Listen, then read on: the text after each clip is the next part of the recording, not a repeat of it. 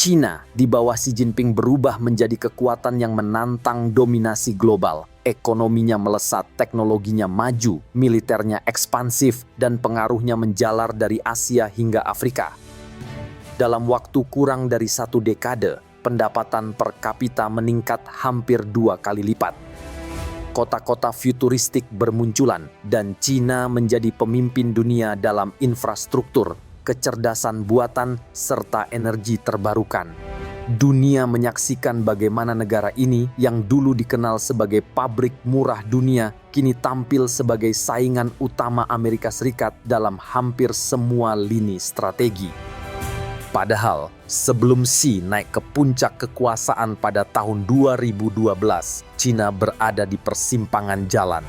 Pertumbuhan yang selama ini ditopang ekspor dan investasi mulai melambat. Korupsi merajalela, ketimpangan melebar, dan banyak kebijakan ekonomi kehilangan daya dorong. Negara ini besar, tetapi rapuh. Naiknya Xi Jinping mengubah semuanya. Ia tidak hanya menambal keretakan, tetapi juga mengungkap sistem lama dan membangunnya ulang dari dalam.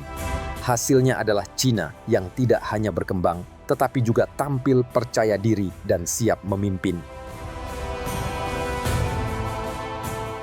Xi Jinping resmi menjabat sebagai Presiden China pada Maret 2013, mengambil alih kepemimpinan di tengah tantangan ekonomi dan sosial yang kompleks. Saat itu, laju pertumbuhan ekonomi sudah menurun signifikan dari 2 digit menjadi sekitar 7,7%. Setelah 3 dekade ekspansi besar-besaran, China mulai memasuki fase baru yang membutuhkan arah kebijakan berbeda. Xi tidak sekadar mewarisi mesin ekonomi yang besar, tapi juga sistem yang mulai kehilangan efisiensi akibat korupsi yang merajalela, ketimpangan sosial, dan tekanan struktural dari dalam. Pada tahun pertamanya sebagai presiden, Xi langsung menetapkan arah strategis untuk menguatkan posisi pemerintah dan menstabilkan fondasi nasional. Ia memandang bahwa pembangunan ekonomi tidak bisa dipisahkan dari reformasi tata kelola, serta bahwa China harus beranjak dari model lama yang terlalu bergantung pada ekspor dan investasi infrastruktur. Tekanan internasional mulai meningkat, ekspektasi rakyat dalam negeri semakin tinggi, dan kepercayaan terhadap institusi mulai melemah. Xi memilih pendekatan berbeda. Ia tidak langsung memacu pertumbuhan, melainkan memulainya dengan memulihkan kendali atas struktur negara. Bagi Xi, memperkuat pusat kekuasaan dan membenahi sistem pemerintahan adalah langkah awal yang mutlak jika China ingin tetap menjadi kekuatan utama di abad ke-21. Dari titik inilah rangkaian perubahan besar mulai digerakkan. Setelah berhasil memperkuat kendali pemerintahan dan stabilitas politik, fokus utama Xi Jinping berikutnya adalah pemberantasan korupsi yang telah merajalela di berbagai lapisan birokrasi. Kampanye anti korupsi yang ia luncurkan bukan sekadar gertakan. Ini menjadi salah satu program paling masif dan menentukan dalam sejarah modern China. Lebih dari 4 juta pejabat, mulai dari tingkat bawah hingga elit tinggi, telah diselidiki dan dihukum sebagai upaya membersihkan sistem pemerintahan. Bahkan, tokoh-tokoh besar yang selama ini dianggap tak tersentuh pun tak luput dari jerat hukum, menjadi bukti nyata bahwa tidak ada yang kebal dari aturan yang telah ditegakkan. Beberapa nama besar yang menjadi sorotan publik seperti Zhou Yongkang, mantan anggota Politbiro yang sebelumnya dianggap tidak tersentuh, dihukum penjara seumur hidup karena korupsi dan penyalahgunaan kekuasaan. Xu Caihou, mantan wakil ketua Komisi Militer Pusat, terlibat korupsi, tetapi meninggal dunia sebelum proses peradilan selesai. Bo Xilai, mantan politisi senior, dijatuhi hukuman penjara seumur hidup karena korupsi dan penyalahgunaan jabatan. Guo Boxiong, mantan wakil ketua Komisi Militer Pusat lainnya, juga menerima hukuman penjara seumur hidup. Beberapa pejabat tinggi lainnya bahkan dijatuhi hukuman mati. Salah satunya adalah Lai Xiaomin, mantan ketua Huarong Asset Management, salah satu perusahaan manajemen aset terbesar milik negara, yang dihukum mati pada Januari 2021. Dalam konteks ini, kampanye anti korupsi menjadi landasan bagi berbagai reformasi lain yang akan dijalankan. Upaya ini membawa dampak signifikan dalam memperbaiki citra pemerintah di mata publik dan menciptakan rasa kepercayaan baru, meskipun juga menimbulkan ketegangan di kalangan elit yang terdampak. Dengan menempatkan disiplin dan integritas sebagai pijakan, Xi membangun kembali mesin pemerintahan yang sebelumnya dianggap rapuh dan mudah terpecah. Ini menjadi tonggak awal yang menentukan arah kebijakan dan perkembangan Cina selanjutnya. Setelah membersihkan sistem pemerintahan dari korupsi, Xi Jinping mulai mendorong transformasi ekonomi yang menjadi ujung tombak pembangunan Cina di era modern. Ia menyadari bahwa model lama yang bertumpu pada ekspor murah, manufaktur massal, dan investasi infrastruktur besar-besaran tidak lagi cukup untuk menopang pertumbuhan jangka panjang. Xi Jinping mengarahkan kebijakan untuk mengalihkan fokus dari model ekonomi lama menuju ekonomi yang lebih berfokus pada konsumsi domestik, inovasi teknologi, dan peningkatan kualitas pertumbuhan. Salah satu langkah konkretnya adalah peluncuran program Made in China 2025 pada tahun 2015 yang bertujuan mengubah Cina menjadi pusat manufaktur kelas dunia dengan teknologi tinggi serta mengurangi ketergantungan pada produk impor, terutama di sektor elektronik, robotik, dan kendaraan listrik. Targetnya bukan hanya menjadi produsen barang murah, tetapi menjadikan Cina sebagai negara dengan rantai industri bernilai tinggi. Perusahaan seperti Huawei, BYD, dan CATL tumbuh pesat sebagai simbol dari arah baru ini. Sejalan dengan transformasi ekonomi ini, Cina juga mencatat pencapaian luar biasa dalam pengentasan kemiskinan. Dalam kurun waktu 8 tahun, dari tahun 2012 hingga 2020, hampir 99 juta warga berhasil diangkat dari garis kemiskinan ekstrim melalui program penyaluran dana, pembangunan infrastruktur pedesaan, dan relokasi rumah tangga miskin ke wilayah yang lebih produktif. Ini merupakan sebuah pencapaian yang jarang terjadi dalam sejarah modern negara sebesar Cina. Lonjakan belanja konsumen menjadi tumpuan baru. Pada tahun 2017, konsumsi domestik menyumbang sekitar 58% dari pertumbuhan PDB, naik dari hampir 50% di awal dekade. Pasar otomotif juga bertransformasi dengan cepat. Pada tahun 2018, Cina mencatat lebih dari 1,1 juta kendaraan listrik terjual, menjadikannya pasar kendaraan listrik terbesar di dunia. Dalam perkembangan kemajuan itu, Xi tetap memegang teguh prinsip bahwa kendali negara atas arah ekonomi tidak boleh dilepaskan. Badan usaha milik negara tetap mendapat dukungan besar, sementara sektor swasta diberi ruang dengan persyaratan yang harus sesuai dengan peraturan pusat. Alih-alih melakukan liberalisasi penuh, Xi justru mengembangkan model ekonomi campuran yang dikendalikan secara ketat. Ia percaya bahwa pertumbuhan tinggi dan stabilitas jangka panjang hanya bisa dijaga jika negara tetap menjadi pengarah utama dalam memajukan perekonomian. Riset chip domestik mulai mendapat suntikan dana besar sejak tahun 2014. Dan pusat penelitian semikonduktor di Shanghai dibuka pada tahun 2018 untuk mengejar ketertinggalan teknologi. Sementara itu, perusahaan seperti Huawei dan DJI tampil sebagai raksasa global, memamerkan kemampuan teknologi Cina ke dunia sekaligus membuktikan efektivitas kebijakan substitusi impor di sektor-sektor strategis. Transformasi ini menjadikan perekonomian Cina semakin kompleks dan tangguh, meskipun tetap menghadapi tekanan dari luar, terutama dari Amerika Serikat, yang sejak tahun 2018 mulai melancarkan perang dagang dan membatasi akses perusahaan Cina ke teknologi canggih. Di tengah tekanan tersebut, arah kebijakan Xi tidak berubah, membangun kemandirian ekonomi, memperkuat basis strategi industri, dan menyiapkan Cina untuk bersaing langsung di puncak rantai global. Langkah besar Xi Jinping berikutnya adalah ambisi untuk memperluas pengaruh global. Pada tahun 2013, Xi Jinping memperkenalkan Belt and Road Initiative atau BRI, sebuah proyek geopolitik dan ekonomi raksasa yang bertujuan menghubungkan China dengan Asia Tengah, Asia Tenggara, Afrika, Timur Tengah, hingga Eropa melalui jaringan infrastruktur seperti pelabuhan, rel kereta, dan jalan raya, sekaligus memperluas arus perdagangan dan keuangan lintas negara.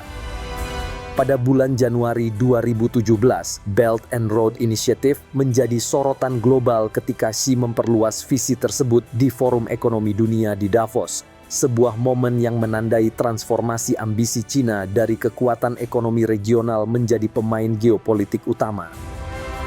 Hingga tahun 2023, lebih dari 150 negara dan organisasi internasional telah menandatangani kesepakatan kerja sama dengan Cina dalam kerangka Belt and Road Initiative. Nilai investasi langsungnya telah mencapai lebih dari $1 triliun Amerika, tersebar di proyek-proyek strategis seperti proyek energi dan pelabuhan Gwadar di Pakistan. Di Afrika, Cina membangun jalur kereta cepat antara Addis Ababa dan Djibouti, serta membiayai infrastruktur penting di Kenya, Nigeria, dan Angola. Di Asia Tenggara, proyek kereta cepat Jakarta-Bandung menjadi salah satu simbol kerjasama tersebut. Jalur-jalur ini bukan hanya soal perdagangan barang, tetapi juga memindahkan pusat gravitasi geopolitik ke arah yang menguntungkan China. Banyak negara mitra kini semakin bergantung pada pinjaman dan teknologi dari Beijing. Bank-bank milik negara Cina seperti China Development Bank dan Exim Bank memainkan peran utama dalam membiayai proyek lintas batas, seringkali menggantikan peran lembaga barat seperti IMF atau Bank Dunia dalam proyek-proyek pembangunan berskala besar. Melalui Belt and Road Initiative, Xi membentuk ulang hubungan luar negeri Cina dari sekadar mitra dagang menjadi aktor global yang mengatur arus modal, teknologi, dan pengaruh politik di banyak wilayah dunia. Inisiatif ini bukan sekadar pembangunan ekonomi, melainkan ekspansi sistematis untuk menempatkan Cina sebagai pusat gravitasi baru dalam tatanan global abad ke-21. Dengan langkah ini, Xi menunjukkan bahwa pembangunan nasional dan ambisi global tidak lagi dipisahkan. Cina tumbuh keluar dengan keyakinan baru, membangun jalur-jalur baru yang tidak hanya menghubungkan wilayah, tetapi juga membentuk kembali keseimbangan kekuasaan dunia. Di tengah ekspansi global, Xi Jinping secara paralel mempercepat kemandirian teknologi dalam negeri. Setelah Huawei masuk daftar hitam Amerika Serikat pada tahun 2019 dan ekspor chip canggih ke Cina mulai dibatasi, pemerintah segera merespon dengan strategi besar, membangun ekosistem teknologi yang tidak mudah dijatuhkan oleh tekanan luar. Pada tahun 2020, Cina mengalokasikan lebih dari $1,4 triliun Amerika Serikat untuk pengembangan teknologi strategis selama 5 tahun, mencakup kecerdasan buatan, jaringan 5G, komputasi awan, dan semikonduktor. Investasi besar ini membuahkan hasil dengan cepat.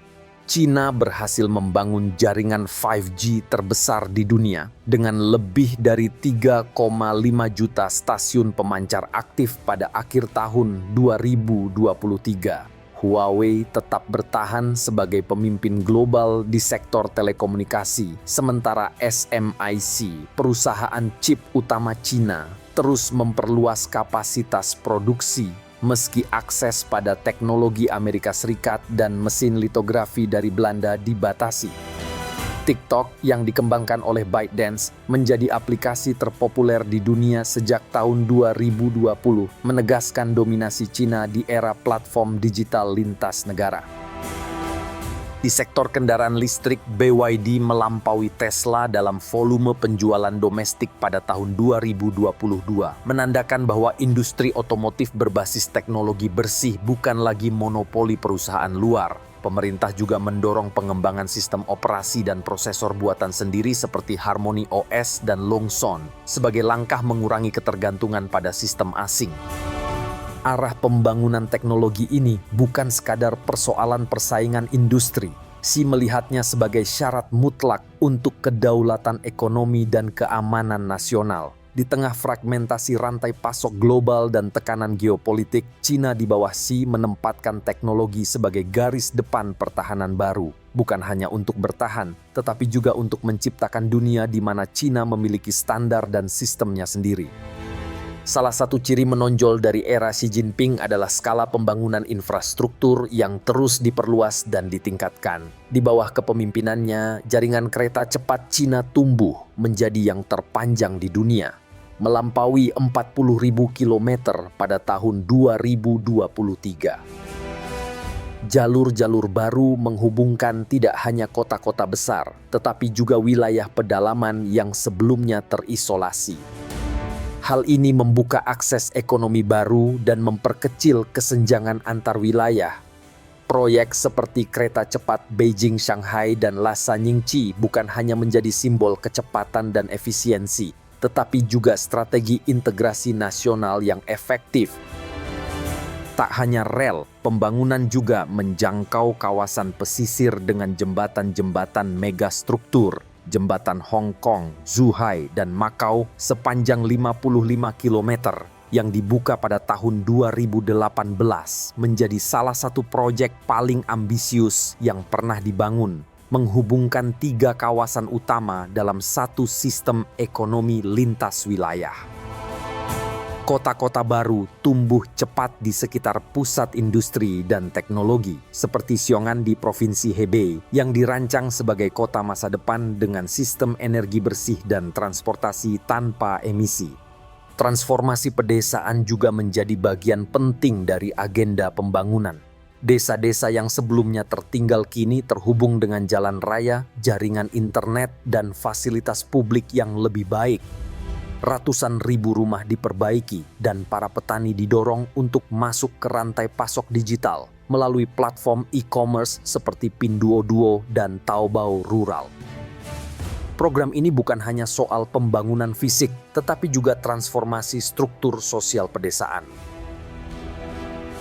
Urbanisasi dipacu, tetapi dengan kendali ketat dan orientasi digital. Konsep Smart City diterapkan di lebih dari 500 kota di seluruh Cina. Sistem pengelolaan lalu lintas berbasis AI, pengawasan keamanan terpadu, dan layanan publik digital menjadi bagian dari kehidupan sehari-hari. Kota seperti Hangzhou dijadikan model integrasi big data dalam sistem pemerintahan dan pelayanan masyarakat. Dalam pendekatan ini, urbanisasi bukan sekadar perluasan fisik, melainkan penggabungan antara infrastruktur keras dan infrastruktur digital yang terukur serta termonitor. Lewat pembangunan masif ini, Xi tidak hanya membangun jembatan dan gedung, tetapi juga membentuk ulang struktur ruang hidup rakyatnya.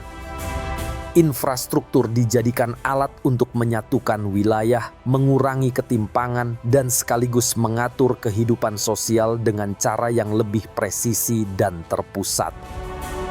Semua transformasi yang terjadi di bawah kepemimpinan Xi Jinping, mulai dari penataan ulang ekonomi domestik, pemberantasan korupsi besar-besaran, pembangunan infrastruktur, hingga ekspansi global, pada akhirnya tidak berdiri sendiri. Semua terikat dalam satu bingkai besar yang oleh banyak pengamat disebut sebagai model Cina versi Xi. Perpaduan antara pertumbuhan tinggi, stabilitas politik jangka panjang, dan kendali negara yang semakin terkonsolidasi. Xi membentuk struktur pemerintahan yang semakin terkonsolidasi, di mana semua kebijakan besar mengalir dari satu pusat kendali. Media dijaga ketat agar tetap sejalan dengan narasi nasional. Perusahaan swasta diberi ruang untuk berkembang, tetapi tetap berada dalam batas yang ditetapkan oleh negara. Teknologi digital dimanfaatkan untuk mendukung efisiensi pemerintahan, termasuk penggunaan kamera pengenal wajah dan sistem evaluasi sosial yang dirancang untuk mendorong kepatuhan terhadap aturan serta nilai-nilai masyarakat. Xi Jinping menyusun ulang narasi pembangunan, bukan hanya untuk rakyatnya, tetapi juga untuk dunia. Ia secara terbuka menawarkan model ini sebagai alternatif dari sistem demokrasi liberal, terutama bagi negara-negara berkembang yang kecewa dengan pola Barat. Dalam banyak pidatonya, Xi menegaskan bahwa Cina tidak sekadar bangkit secara ekonomi, tetapi siap menjadi pusat dari tatanan dunia baru dengan nilai, sistem, dan kecepatan yang ditentukan oleh Beijing, bukan oleh Washington. Inilah puncak dari arah kebijakan yang dijalankan selama lebih dari 1 dekade. Sebuah model otoritarianisme modern yang efisien, tangguh, dan ambisius. Bagi sebagian orang, ini adalah bentuk stabilitas yang menakjubkan. Bagi yang lain, ini adalah tantangan serius terhadap sistem global yang ada. Namun, satu hal menjadi jelas, di bawah Xi Jinping, Cina tidak lagi mengikuti arus dunia. Ia ingin menjadi arus itu sendiri.